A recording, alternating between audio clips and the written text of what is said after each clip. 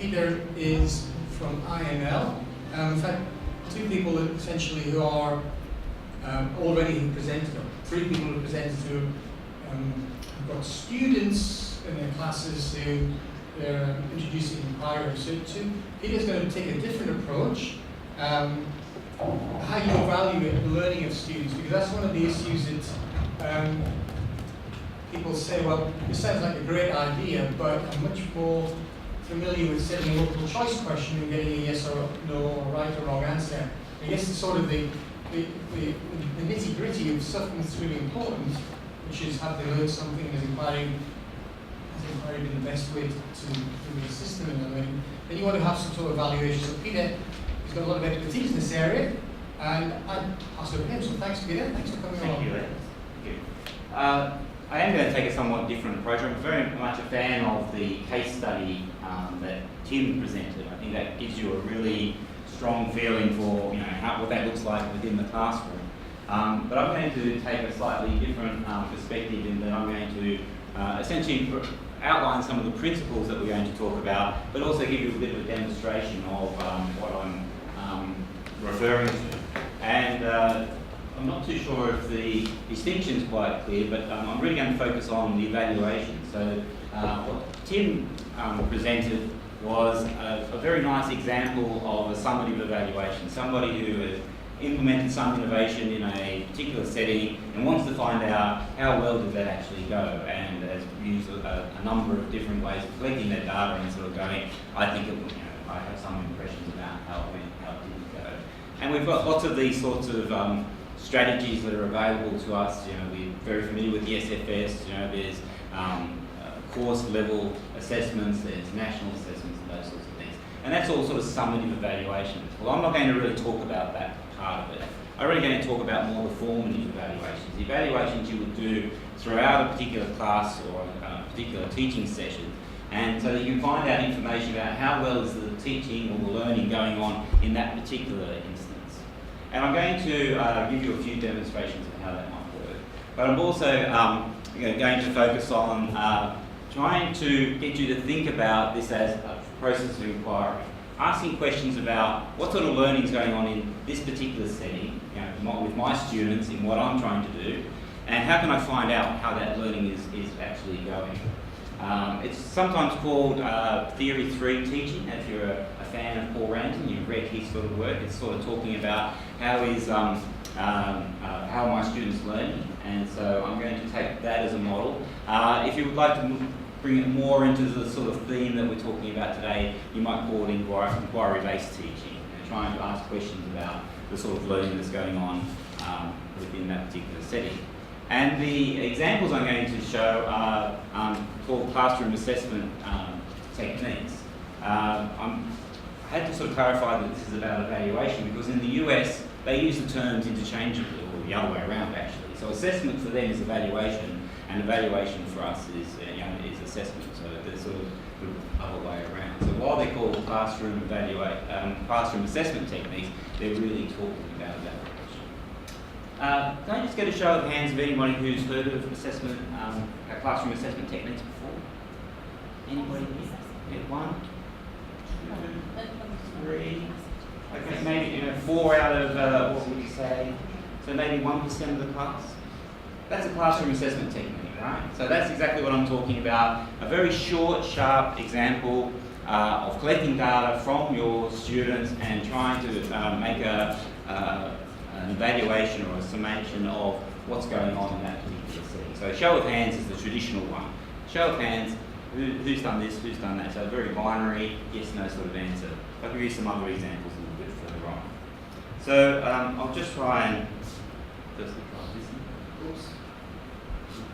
So I'm fitting this within the sort of general framework that Les is working under, the idea that there is the inductive forms of learning, but this is a very broad church of ideas, but what we're actually asking is for the participants to come to an understanding about the material themselves. So it's either student-centred, you can call it inquiry-based, active learning, there's a whole range of different terms for it. And I'm just using this diagram because I think it does a very nice job of showing that there's sort of a philosophy or a cluster or a commonality of concepts that all are trying to work out the same sorts of things. And they use similar sorts of approaches. So that's the bit that I'm sort of drawing on. Sort of saying if we're all going to think about inquiry as an approach, why not use it ourselves as teachers? Why aren't we using it? Why are we saying that only learners should be inquiring? And our inquiry questions are about our learners, our teaching, what's going on in our particular classroom. So it's fitting within the same sort of suite of examples. So any of the techniques that you're currently using with your students, get your students to engage in, it could be applied to finding out about your own teaching and learning situation. So it builds on what we know as sort of experiential learning, and experiential learning as a framework is relatively simple. I think, it sort of says we need to get students or people to have an experience, but it's not just any experience, because we're obviously experiencing things all the time, and we want to have a particular experience, and that experience needs to be reflected on. And it's the combination of those two things, an experience, some sort of episode, some case study, some sort of inquiry, plus the reflection upon it, the rethinking or questioning what's going on. That gives us the new knowledge, the new perspectives, new ways of sort of understanding. So I'm asking you to consider the same sort of thing when you're teaching. Not that you're just going in and presenting the information, that you're going to try and think of this as a learning experience from your perspective. Can I step back and reflect on what's going on there to get a new perspective about what's going on in your particular teaching? Now, I'm making this point that research and evaluation are very similar, and there's been a lot of people who made similar sort of arguments. The primary difference is about where you're sitting on the purpose and the aim of what you're trying to achieve. So evaluation is often at this level of accountability, it's probably the strongest motivation for why we're evaluating, but there's also a notion of improvements, accountability, getting data to be able to improve things, and then maybe just the general question about understanding what's going on in a particular situation. So research might be the other way around. We really focus more on the bottom, what is the effect, what's going on, what can you observe about something, with some interest in improvement, probably less interest in accountability, although they sort of overlap and inform each other. So I'm really interested in that middle rung, the bits where they overlap, the research and the evaluation. How can we use this for improvement of what we're actually doing?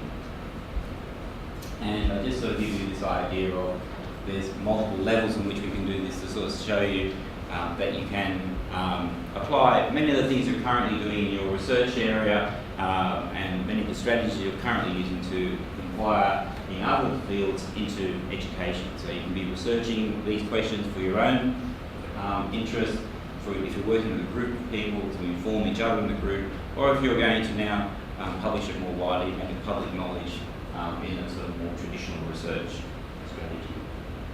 So this is what it looks like when we talk about teaching. So those sort of principles of inquiry, applying it to our research, applying it to how we make knowledge.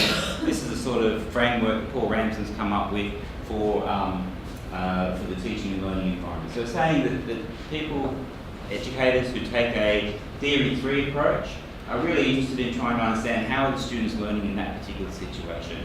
And you can sort of see the approach that's taken is very research-like and a very scholarly sort of process. So what might that look like?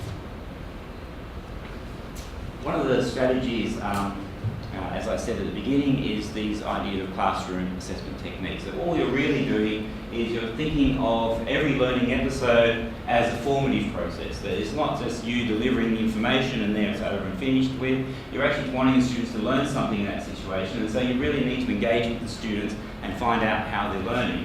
And so there's two main purposes of the inquiry that you might be taking. So what do students know? So we can find out about knowledge or content, or how do they find that experience? How are they learning in that particular learning episode? Did they actually like the approach that I took, or could I have improved the teaching in that particular situation? The reason this is encouraged is because of the idea that you're having a sort of conversation with your students and you get to have a better rapport and you're building a relationship with students, rather than it's just that transmission model where the students are just going to be the result of the teaching experience. You're trying to have a two-way flow of the dialogue. It's not always easy to do, and so there are some techniques and approaches.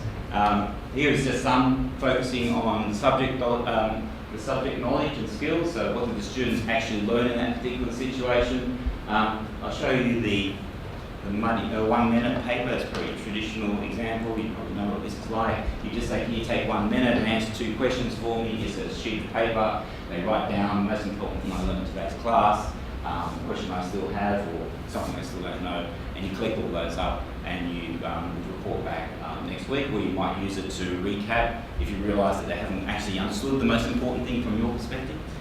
Might be another way of going about it. So the muddiest point is very similar. Instead of asking the most important thing or one thing that they haven't understood, you're asking for the thing that's least clear, so you're just getting one particular aspect of it. Chain notes is where you might get students to pass around an envelope and they just stick it into the envelope, each of them adding like a chain letter where each person adds to the end of the letter. Or if you get students to generate test questions, so at the end of the session you say, right, for 5 minutes, can you all come up with one question about today's session you'd like to see on the test? And then you can collect all those up, and by looking at them you know which ideas that they've understood and which ones they've sort of missed out on. Thank you. Alright, so there's some other examples of this. These are when you're trying to work out teaching methods. So you've got exam evaluations where you can get students to talk about particular questions on the exam and try and work out which things worked for them, which things they didn't understand. Get students to be in representative groups, and you can sort of see here the level of time that it takes to each of these sort of different activities. So some are relatively low time, so getting a suggestion box, getting students to put suggestions in on the way out, or undertaking a peer review, getting a peer to sit in your class and give you feedback about your teaching. It could be very high time commitment.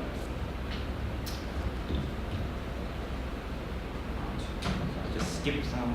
So what I'll do is another one of those quick activities. So what I'd like to ask you is if you put your hand up. This is a 5-finger survey, and so it's asking you if you've ever done any of these. Just put up 1 finger if you've done it rarely, 2 if you've done it sometimes, 3 if you've done it occasionally, 5 if you've done it always. So can I just ask a show of hands who've done these sorts of things? 2, 4. Okay, so from this class we've got most people who are going for sometimes, and we've got 1 or 2 people who've said it frequently. When people say it frequently, what would be your favourite classroom assessment technique? Yeah? Blogs. Okay, so getting students to blog and then using about the particular subject and getting an idea of what they've understood from the particular content. Okay, did you have one? Yeah, I just do simple yes/no type answers, so it's fast and easy, and I just get a view of directed questions. Okay, great. Alright, so there's there's many of these different techniques. There's only a few examples of them. The main thing to think about is that this is really getting you to apply the same approaches that you would use in your research to your teaching. To think about how you would collect data from your students about either their knowledge of the subject matter or the teaching approach. There's a whole range of them, and as we heard some good examples from people using them here.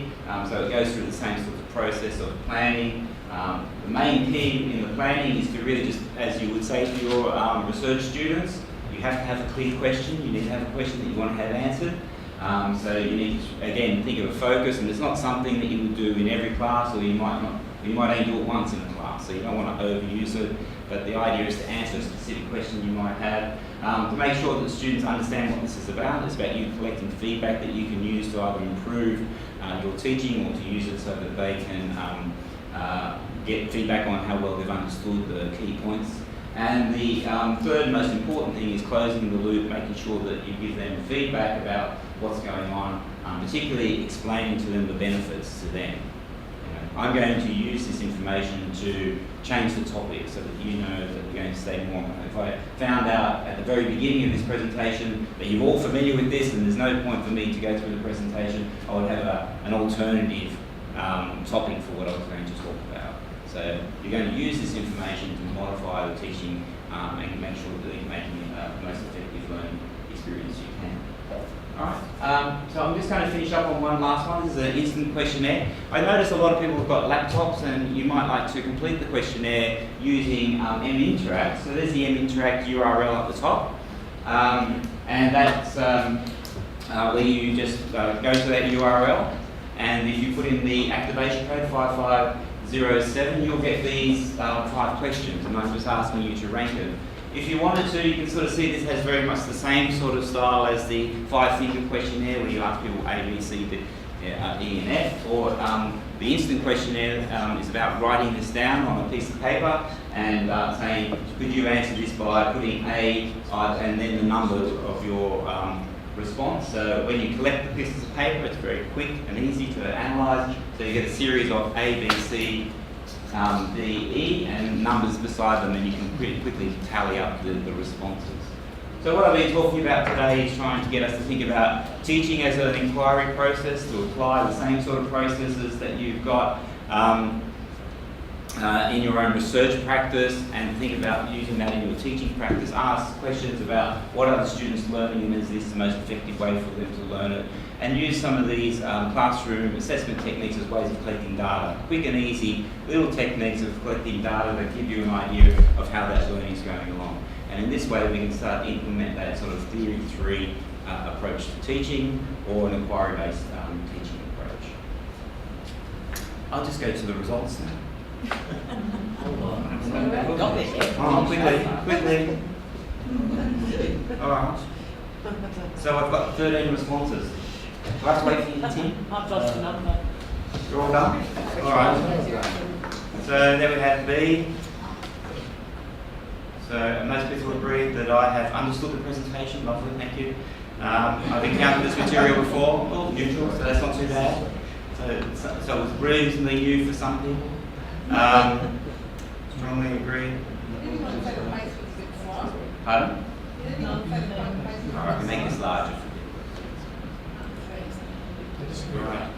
Pace is a bit slow. People disagree overall. Good.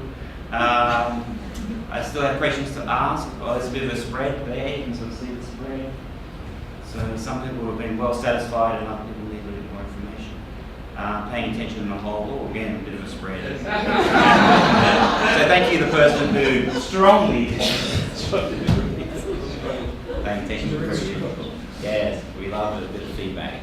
All right, so a demonstration of a class assessment technique. Good, thank you. Thanks, Peter. Questions?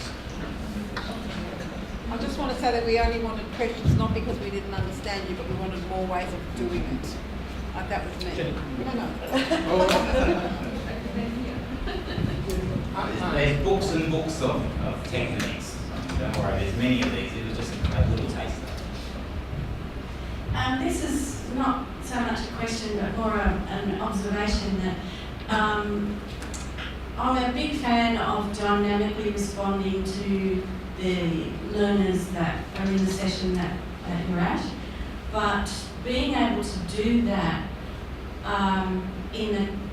with the current requirements for a very locked down subject outline and lockdown criteria, I've had to learn how to write in a suitably vague way in my subject outline. So that's been a learning experience for me, to allow me wiggle room to be able to still dynamically respond to the students in my class.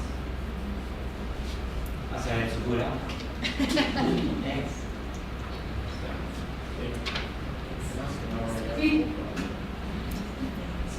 Peter, I just want to know what's your emotional responses to some of those comments which you didn't expect. Well, as I say, this is about, finding out a particular question.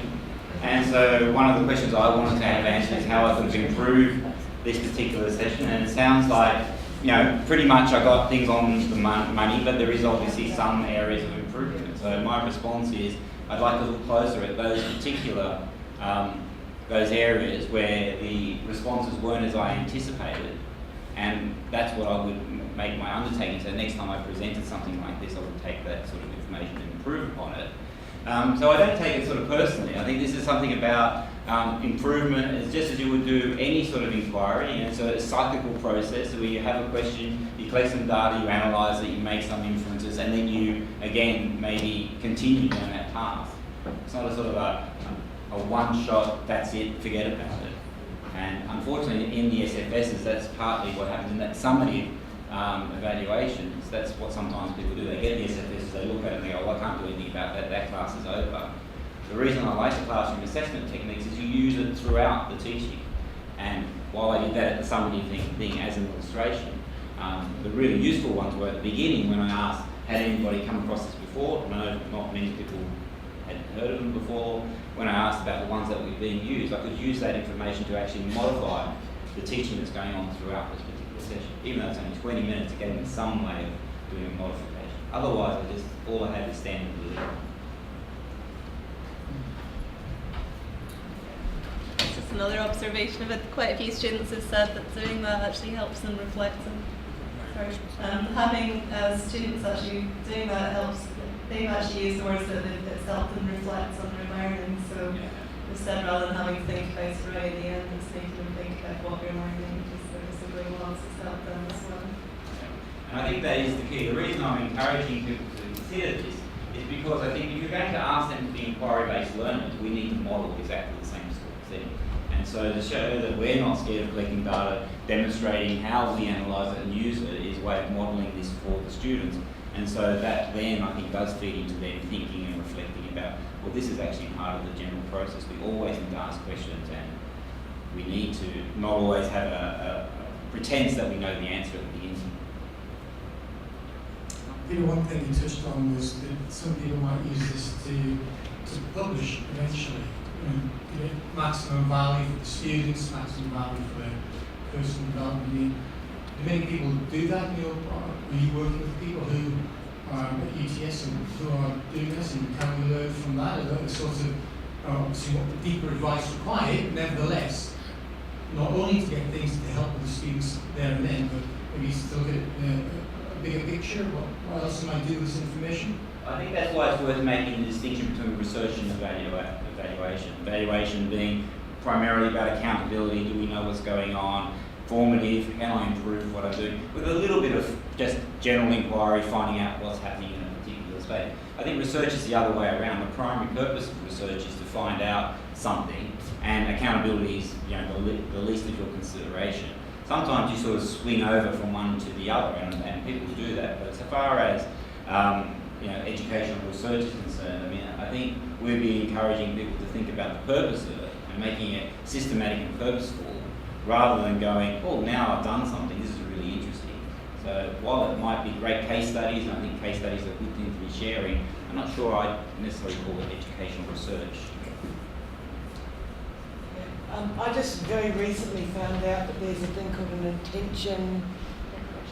a declaration of intention to survey students, even anonymously in classes, through the Human Ethics Committee.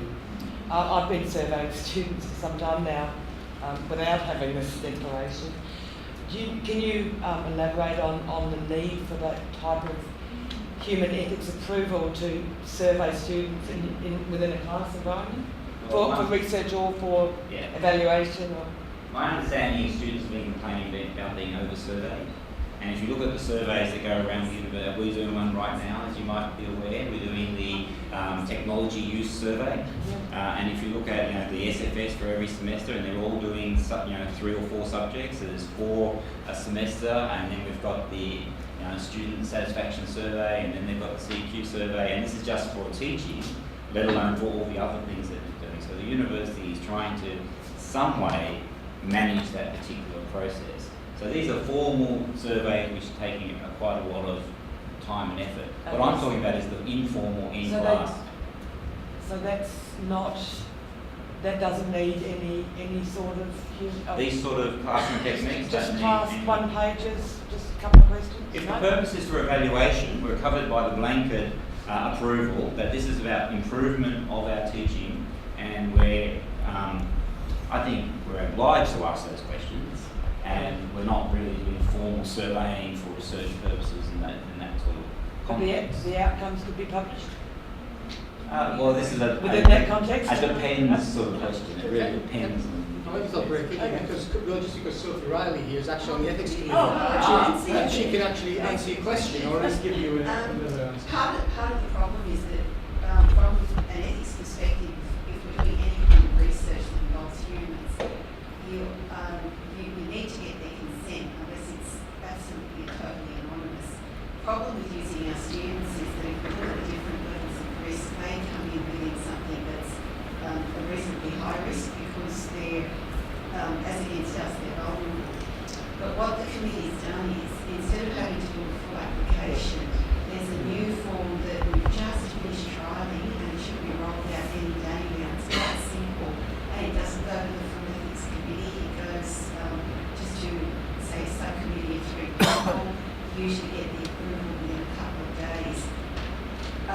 and you don't need those huge literature reviews, etc. that you normally would. Especially with something like this, that it's anonymous, there normally wouldn't be a problem. The difficulty is that if you don't do that and you try to get it published, a lot of places aren't published unless you've already got ethics approval. We cannot backdate our approval. So if you are thinking of doing this, the best thing to do is to apply for it. The ethics approval will now be good for 5 years, so you'll have that approval for 5 years. The only thing you need to do is to put a report in, just to say how it's all going, whether anything's gone wrong. It's worth noting that when I did the Interact course yesterday, they said you could identify individual students using it. It depends what kind of approval you apply for. So if, for example, it's something that's going to be totally anonymous, that would be the declaration that we're talking about. If you are actually going to be surveying students and doing focus groups or interviews, then you would have to put a full ethics application in because it's at a higher level of risk. My point is it's not really anonymous. You know which students give which response. No, well, if it's an online survey, if it's that type of thing, then I'm not savvy enough to know whether that's totally anonymous, but I imagine you wouldn't be able to find out who's replied to it without. Yeah. The Ed Interact is totally anonymous, and that's the reason you use it, because you don't need to log in. So that's why you get that activation code, and this is the response that you get. There are other systems, so you could easily do this in, say, UTS Online, but every student has to log into UTS Online to complete the survey, and so that's when you can track who's done it. So there are other systems that ask you to log in or identify yourself in some way. The only way that you'd really ever be able to identify this is if you knew each individual device and could track who owned what device and that sort of thing. So Ed Interact is an anonymous system, whereas there are other systems that you could use where you could identify